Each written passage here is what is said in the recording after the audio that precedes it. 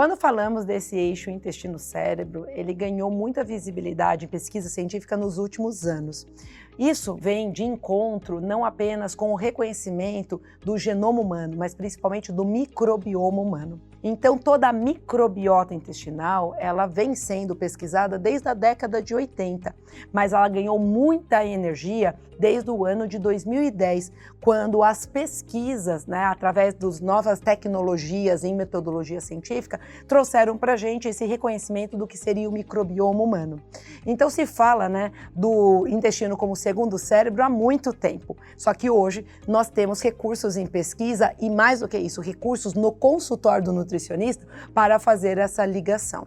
Então, quando eu falo de nutrição funcional, eu sempre vou considerar não apenas um órgão doente, mas quanto que eu tenho de relação desse órgão doente com outros eixos. Então, o que está disfuncional no organismo do paciente. E não é à toa que muitas vezes na nutrição nós vamos ser convidados a olhar para o intestino, porque ele é uma grande porta de entrada. Partindo do pressuposto que a nutrição trabalha com alimentos e a porta de entrada do alimento é o trato digestório, faz sentido que as principais queixas de trato digestório caiam no consultório do nutricionista. Uma vez que eu tenho um intestino disfuncional, seja porque eu tenho menor produção de enzimas digestivas ou o quanto que eu consumo de alimentos requerem muito mais enzimas do que eu consigo produzir, então eu como muito mais do que o que eu processo. Ou ainda, eu tenho um intestino disfuncional desde a infância, porque a minha microbiota intestinal, ela tem uma assinatura, uma formação mais patológica desde a minha primeira infância. Tudo isso vai reverberar negativamente na conexão do corpo. O que significa isso? Um intestino que não está funcionando bem, ele precisa lidar com macromoléculas. Um intestino que tem a disbiose intestinal, disbiose é a perda do equilíbrio das bactérias intestinais. Então, toda vez que eu falo de disbiose, eu estou falando de uma perda de equilíbrio. Essa perda de equilíbrio pode ser de maneira qualitativa ou de maneira quantitativa, ou seja, eu posso ter supercrescimento de bactérias ou eu posso ter perda de todas as bactérias porque a pessoa tomou um antibiótico, por exemplo. Então, disbiose, eu tenho uma mudança dessa estrutura de bactérias intestinais. Uma vez que eu perdi essas bactérias, que eu perdi esse ecossistema intestinal, eu vou reverberar substâncias para o resto do corpo. Então, o primeiro sistema que vai ser impactado diretamente é o imunológico, porque o sistema imunológico, ele tem um comando na região intestinal. De uma maneira mais simplista, para vocês que são da área da nutrição, se quiserem anotar, nós temos os tecidos linfóides, então o GALT e o MALT são estruturas imunológicas que vão conversar diretamente com o que está acontecendo dentro dessa luz intestinal. Então o sistema imunológico é o primeiro impactado. O segundo impactado é a nossa absorção nutricional. Então, toda vez que eu tenho mudança intestinal, eu tenho impacto direto no quanto que eu aproveito do que eu consumi. Então, não adianta eu fazer um cálculo matemático, Eu sei que a pessoa precisa consumir 2.100 calorias e dessas 2.100 calorias, ela precisa de X gramas de proteína. Se eu tiver um intestino disfuncional, a conta, ela caiu por terra. Por quê? Porque eu preciso do sistema digestivo apto para lidar com o que eu coloquei no prato. Então, eu vou precisar olhar além do cálculo matemático. Então, essa absorção dos nutrientes é o segundo ponto disfuncional quando eu tenho esse intestino que perdeu o equilíbrio. Terceiro ponto disfuncional. O intestino em desequilíbrio, essas bactérias intestinais, elas produzem metabólitos. Esses metabólitos são absorvidos. E esses metabólitos absorvidos, eles se espalham. Então, eu vou ter sobrecarga de fígado e ele pode passar barreira hematocefálica, trazendo uma mudança, um prejuízo para a parte cerebral.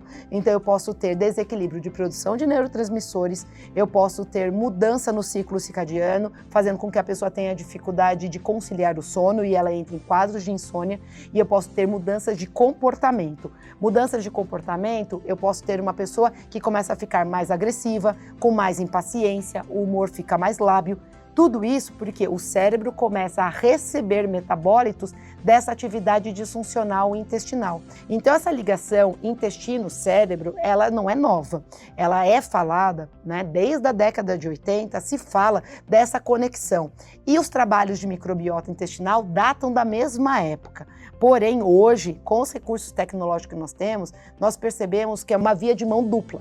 O intestino, ele manda substâncias para esse cérebro que podem ser funcionais ou disfuncionais.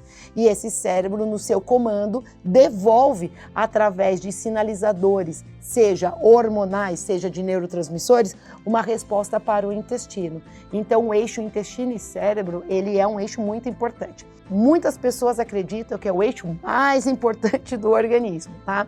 Eu não olho por essa ótica, porque a partir do momento que a gente assume que é o eixo mais importante do nosso corpo, eu estou negligenciando todas as outras portas de entrada, que também podem padecer de desestruturação, e eu preciso olhar isso de uma maneira mais sistêmica. Mas é um eixo muito, muito, muito importante.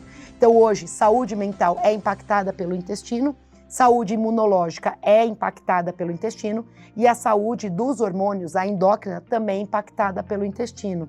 Então, olhar para esse intestino e aprender a tratá-lo através de uma modulação intestinal é importante. E só para desmistificar, porque muitas vezes a nutrição funcional ela é vista dessa maneira, que é a nutrição que tira leite e glúten de todo mundo. Isso não é uma verdade, né? Que isso fique muito claro. Então, quem acha que tirar leite e glúten de todos os pacientes é a solução do problema, essa pessoa ela não conhece nutrição funcional, porque a nutrição funcional eu falo de individualidade bioquímica. Que o glúten ele traz prejuízos é um fato. Que a origem desse trigo ela traz prejuízos é um fato. Que o leite de vaca, né, vindo do sistema que a gente tem hoje de Tetra Pak, traz disfunção para o nosso corpo, é fato. Só que eu estou falando de peças, de alimentos que podem ou não estar dentro da jornada do paciente. Quando eu falo de intestino e cérebro, quando eu falo de modulação intestinal, eu preciso ir além desses rótulos. Eu preciso entender o que essa pessoa consome, qual a quantidade que ela consome, qual é a capacidade digestiva que ela tem para lidar com o que ela consome e qual é o perfil, qual é a assinatura intestinal que ela tem de bactérias. Quando eu coloco tudo isso na mesma equação, eu preciso ir além do glúten e do leite. Eu preciso revisitar as fontes proteicas, eu preciso revisitar a qualidade do carboidrato que ela consome, eu preciso visualizar se eu estou fornecendo os nutrientes de reparo intestinal. Então, nós vamos muito além, né, do leite e do glúten, tá? E quando a gente fala de uma maneira muito simplista que a pessoa ela é alérgica a uma coisa, né, eu estou simplificando demais um organismo que é tão complexo. Então, que tem sim a jornada de retirada de alimentos, sim, e tem a jornada de recolocação. Sendo todos nós individuais, não dá para eu dizer que a conduta que serve para o paciente X é a mesma que serve para o paciente Y. E isso que é nutrição funcional. Olhar que X é diferente de Y. Mesmo eles tendo a mesma faixa etária, trabalhando na mesma empresa, eles podem ter demandas metabólicas, fisiológicas diferentes no eixo intestino-cérebro. Então, olhar essa composição é muito importante. E para finalizar essa resposta, e até trazendo talvez uma inspiração para que você, da área da nutrição, comece a pensar fora da caixa, né? Quando a gente olha da ótica da psicologia, o intestino ele guarda todos os nossos medos, todas as nossas ansiedades, que muitas vezes não são conscientes.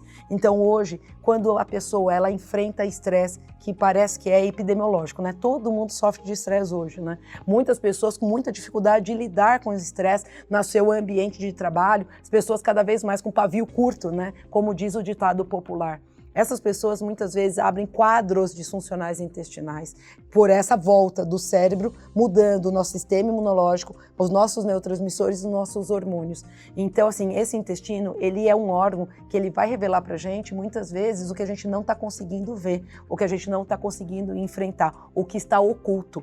Então, aqui fica o convite para outros profissionais entrarem para a equipe. Uma modulação intestinal a gente não faz só com nutricionista. Nós trabalhamos muitas vezes em equipe multidisciplinar com diversos profissionais, inclusive terapeutas, para conseguir de fato mudar a jornada de patologia daquele paciente.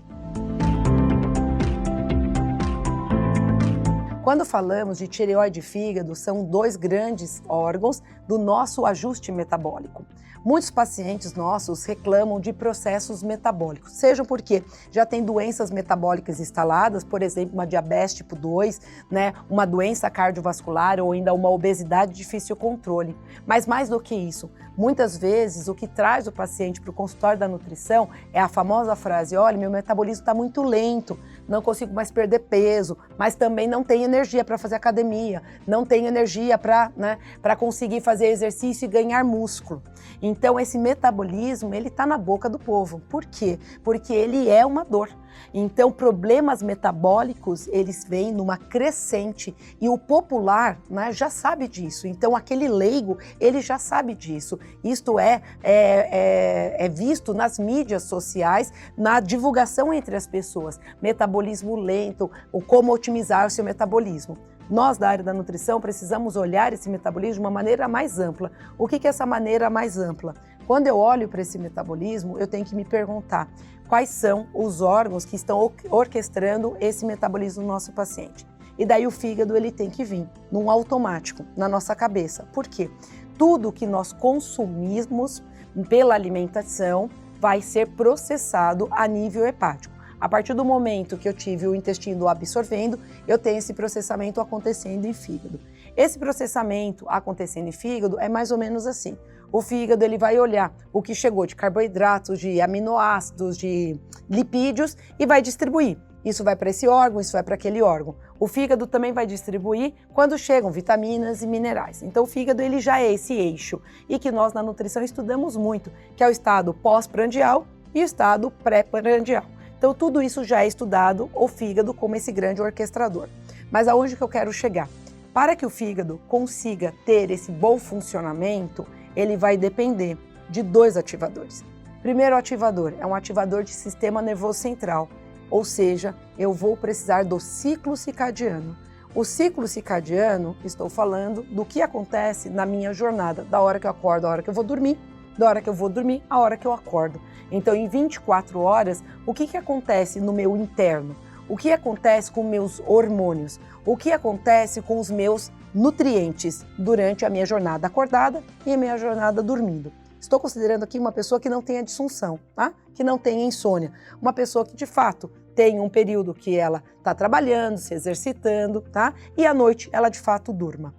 Este eixo de ciclo circadiano, ele conversa com o metabolismo hepático, ou seja, o fígado é um órgão que a gente chama de órgão do dia. O que é um órgão do dia? Grande parte das atividades metabólicas dele, das vias bioquímicas, acontece no período do claro. Então, na hora que eu acordo, é como se as mitocôndrias do fígado ficassem ávidas para produzir energia e daí eu recebo café da manhã, depois eu tenho o almoço e isso vai sendo processado a nível hepático, tá? Então, o fígado, ele responde a esse ciclo circadiano. Ou seja, qualquer pessoa que tenha insônia, qualquer pessoa que tenha um fluxo de trabalho que precisa trabalhar de noite e dormir durante o dia, o fígado vai ser impactado. E sendo impactado, o meu metabolismo vai cair. Então, o fígado, como órgão responsável pelo metabolismo, se ele conversa com o ciclo circadiano, qualquer disrupção de ciclo circadiano, eu vou ter um impacto no funcionamento do fígado. Isto já é um automático que vai acontecer e que o nutricionista precisa acontecer. Mas o fígado, ele também recebe mensagens, regras, diretrizes de um outro órgão, que é a tireoide. Então, a tireoide é uma glândula localizada nesta região e a gente chama ela também de glândula do metabolismo. Por quê? A tireoide é mais do que metabolismo, ela é um radar do nosso organismo. Então, o que está acontecendo com o nosso ambiente, seja o que eu coloquei no prato, seja as minhas relações humanas, vão impactar diretamente nessa tireoide. Essa tireoide que vai mandando os hormônios para os órgãos para poder, então, processar esse ambiente, tá? Então, a tireoide, ela produz 3 hormônios, né? Para você que gosta de anotar tudo, o momento é agora. Ela produz calcitonina, ela produz T4 e ela produz T3, tá? Então, são 3 hormônios que a tireoide é responsável na sua produção. O que vai acontecer? O T4, ele é um hormônio mais produzido nessa tireoide. 80% dos hormônios produzidos são T4 e só 20% vai ser T3, ou seja, a tireoide produz muito mais T4 do que T3. O que vai acontecer nessa relação? o hormônio mais ativo é o T3. Então, quem vai mandar a mensagem para os órgãos é o T3. Então, eu preciso que os órgãos peguem o T4 e quebrem T3. Nessa via química, eu demando nutrientes também, certo? Então, nutrição vai precisar sempre estar presente. Uma vez que eu tenho esse T4 sendo quebrado em T3, o T3 vai ativar o fígado. É isso mesmo. Para que o fígado consiga processar o que eu comi, ou seja, acabei de fazer uma refeição de almoço, ingerir ali vegetais, ingerir arroz com feijão, né? Eu não ingeri carne porque eu sou vegetariana, mas consumi, né, ali cogumelos na minha refeição. Esses macronutrientes que vieram da minha alimentação, eles vão ser processados pelo meu fígado porque ele recebeu a diretriz da tireoide. Então, se eu tenho uma tireoide disfuncional, uma pessoa que tem um quadro de hipotireoidismo, né, em tratamento, se o fígado dela não conseguir reconhecer esse T3, ele tem paralisação. Então, o que é o eixo fígado-tireoide? Essa unificação de ativação. Então, eu tenho essa tireoide respondendo ao nosso ambiente com T4 e T3. Tem o fígado, que tem capacidade de pegar o T4 e quebrar em T3, e T3 ativa o funcionamento do fígado. Então, todo o processamento do metabolismo do colesterol, do metabolismo do carboidrato, do metabolismo das outras gorduras, só acontece no fígado graças ao funcionamento tiroidiano. Então, é muito comum as pessoas chegarem pra gente no consultório dizendo o seguinte: olha, eu não consigo emagrecer porque eu tenho problema de tireoide. Não é todo falso a fala e a percepção dessa pessoa, mas o que o profissional da saúde precisa visualizar?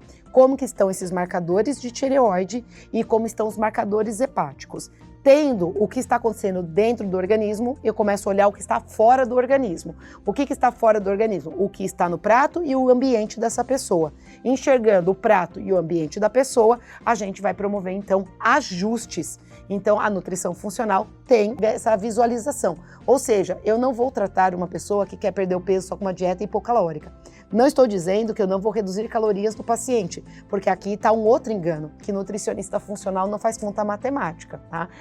Fazemos, com certeza, né? Eu não posso deixar um paciente que precisa perder peso numa dieta hipercalórica, mas eu vou além das calorias, né? Eu vou escolher o alimento que vai para esse prato, eu vou escolher aonde que ele vai comprar esse alimento.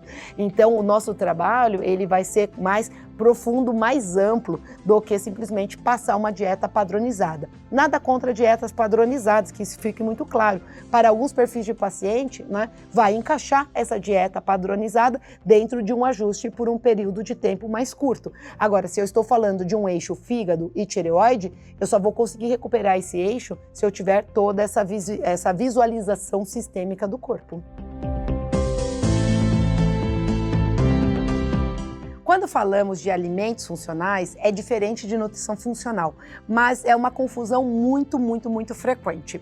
Quando eu falo de nutrição funcional, estou falando da ciência dos nutrientes aplicados à individualidade bioquímica.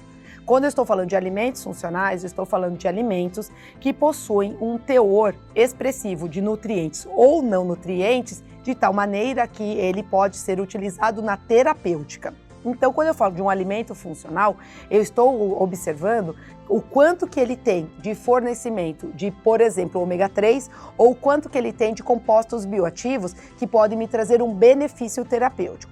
Já quando eu falo de nutrição funcional, estou falando, né, de um olhar sistêmico de aplicar a nutrição dentro da individualidade bioquímica. Portanto, alimentos funcionais são ferramentas da nutrição funcional. Então, alimentos funcionais, eles vão fazer parte da jornada alimentar que vai ser proposta para o paciente. E isso não é apenas na nutrição funcional. Muitos nutricionistas trabalham com alimentos funcionais como parte da sua terapêutica. Então, para responder essa pergunta sobre alimentos funcionais e detoxificação hepática, o que é bastante importante, a gente voltar então para o conceito de alimento funcional. Se eu estou considerando que alimento funcional ele tem nutrientes ou não nutrientes em quantidades expressivas, não nutrientes estamos nos referindo a fitoquímicos. Fitoquímicos são químicos de planta. Químicos de planta são produzidos apenas pelas plantas. Então, alimentos de origem vegetal vão me trazer mais fitoquímicos. Então, em suma, todos os alimentos de origem vegetal, eles podem ser considerados alimentos funcionais. Talvez eles não estejam nas tabelas padronizadas de alimentos funcionais, porque o conceito de alimento funcional, ele nasceu lá com a dieta do Mediterrâneo, mas nós temos inúmeros alimentos aqui no Brasil que são alimentos funcionais. Por quê? Porque eles atendem ao conceito, tá? Então, quando eu falo de compostos bioativos, que são os fitoquímicos de planta, existem 4 categorias químicas, para vocês, né, anotarem, vocês que gostam de anotar. Nós temos os compostos fenólicos, que é a maior família, e todos os alimentos de origem vegetal possuem compostos fenólicos, alguns mais e outros menos. Vamos dar um exemplo aqui, quando eu estou falando de chá verde, que é reconhecido nas listas internacionais como, né, um superfood, um alimento funcional, ele é rico em catequinas. Sendo rico em catequina, catequina é composto fenólico. Nós temos os carotenoides. Carotenoides, quem é extremamente, né, falado de carotenoides é o licopeno do tomate. Então, o licopeno é um carotenoide e tomate está nas listas internacionais de alimentos funcionais. Mas a gente tem os organosulfurados também. Organosulfurados são substâncias químicas presentes nas brássicas. Então, também muito divulgado o brócolis. O brócolis, ele é rico em sulforafano, que são organosulfurados. E por último, nós temos os alcaloides. Os alcaloides são substâncias químicas, fitoquímicas, que não estão tão atrelados ao status de saúde, mas estão mais atrelados à fitoterapia. Por quê? Porque alcaloides, eles são distribuídos muito rápido no nosso corpo e eles acabam podendo, em quantidade excessiva, trazer algumas disfunções. Mas eu vou dar um exemplo, na verdade, vou dar 2 exemplos de alimentos considerados funcionais que têm alcaloide. Um é o café. Então, a cafeína é um alcaloide e um outro, né, é o cacau, que tem teobromina, que também é um alcaloide, tá? Então, essas 4 famílias químicas são famílias químicas de compostos bioativos. Então, alimentos funcionais são ricos em compostos bioativos. Sendo rico em compostos bioativos, eles podem me trazer uma terapêutica, um benefício para o nosso organismo. Agora, vamos voltar para a pergunta. Quando eu olho a destoxificação hepática nada mais é do que um processo químico de jogar para fora do meu corpo substâncias que não me servem. Então, essas substâncias que não me servem são chamadas de xenobióticos. São substâncias químicas estranhas ao meu corpo. Se entrar, vai ter que sair. Então, esses xenobióticos, eles vão ser metabolizados. 60% da metabolização acontece no fígado. Então, o fígado é um dos principais órgãos responsáveis pela destoxificação. Então, o fígado, ele vai demandar vários nutrientes, aminoácidos, vitaminas, minerais, para fazer esse processo químico. Mas sabemos hoje que quando eu consumo compostos bioativos, ou seja, compostos fenólicos, carotenoides, organosulfurados, esses compostos bioativos, eles ajudam numa otimização da via de detox, principalmente porque eles ativam a fase 2 de detox. Então, a via de detox é uma via química, ela tem várias partes, tem várias fases. Uma das fases de detox é otimizada pelos compostos bioativos. Sendo assim, quem consome, né, alimentos funcionais no seu dia a dia, ingere mais compostos bioativos. Ingerindo mais compostos bioativos, tem otimizado a via de detoxificação. Portanto, se eu tenho mais detox, ainda que eu entre em contato com xenobióticos, a minha balança mais detox vai fazer com que o xenobiótico não me traga prejuízos. Então, quando a gente fala de otimização de via de detox ou ter um padrão mais detoxificante na nossa vida, estou me referindo a incluir mais alimentos funcionais na minha alimentação. Mas, por favor, não se prendam às listas do Mediterrâneo. Qualquer plant-based diet vai otimizar, né, vai otimizar a detox, porque o plant-based diet, eu tenho uma dieta baseada em plantas. Ainda que a pessoa não seja vegana, ela seja, né, pescetariana, ou seja, ela come peixes, mas ela, grande parte do que ela come é de origem vegetal, ela tem compostos bioativos, ela tem alimentos funcionais, porque todos os alimentos de origem vegetal podem ser considerados alimentos funcionais. Então, né, para dar exemplos brasileiros para vocês, né, porque muito se fala de tomate, né, de vinho, né, as pessoas ficam nessa neura de que precisa consumir X taças de vinho para ter benefício, ou precisa consumir tantos tomates para ter benefício. Isso é visão de pesquisa científica, ela é necessária para a pesquisa científica, mas a vida é diferente. A vida são 4 refeições por dia, refeições combinadas, o que eu coloco, o que tem na época do ano, o que eu encontrei na feira, o que eu não encontrei na feira. Isso é vida. E a vida não fala de metas, né? Preciso comer tantos tomates. Então, o que eu tenho de alimento que também é funcional, que tem também composto bioativo, que também podem entrar na alimentação do brasileiro. Vou dar exemplos, vou, né, me apegar a exemplos aqui de Mata Atlântica só, tá? Compostos, né, fenólicos que eu encontro em Mata Atlântica. Em vez de falar de resveratrol da uva, a gente pode falar de resveratrol e também de antocianinas de grumichama. Grumichama é uma fruta que é parente da pitanga. E por falar em pitanga, ela é rica em carotenoide. Pitanga tem 3 vezes mais licopeno do que o tomate. Então, se eu colocar na minha alimentação pitanga, grumichama, eu também estou consumindo alimentos que são alimentos funcionais. Isto é só para que a gente consiga visualizar que não é o tomate, não é o chá verde, é o que eu coloco no prato todo dia. E o que eu coloco no prato todo dia, quanto mais colorido, quanto mais diversidade eu tiver de plant-based nesse prato, mais alimentos funcionais eu vou ter. Quanto mais alimentos funcionais eu tiver na minha alimentação do dia a dia, mais otimizada vai ser minha detox. Quanto mais otimizada vai ser minha detox, menos problemas com xenobióticos eu vou ter. Então, percebam que não é um ciclo vicioso, né? É um ciclo virtuoso. Quanto mais eu coloco alimentos variados na minha alimentação, mais saudável eu vou estar para lidar com o ambiente em que eu estou inserido.